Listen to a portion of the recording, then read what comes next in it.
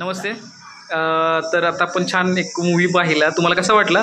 Movie खरंच खूप छान होता. म्हणजे आता कोविडच्या काळाला बराच वेळ झालेला आहे, पण या मूवीमुळे परत त्या काळामध्ये गेलो आम्ही. आणि तेव्हा खरंच लोकांना काय काय त्रास सहन करावे लागले हे आता जरा विसरून गेलो होतो आपण, पण या मूवीमुळे परत ते आपल्या लक्षात आलं.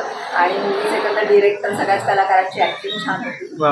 त्यातलं बॅकग्राऊंड म्युझिक आणि ते जे काही त्यांच्या भावभावना दाखवण्यासाठीच्या ज्या पद्धती वापरल्या होत्या त्या खूप छान होत्या.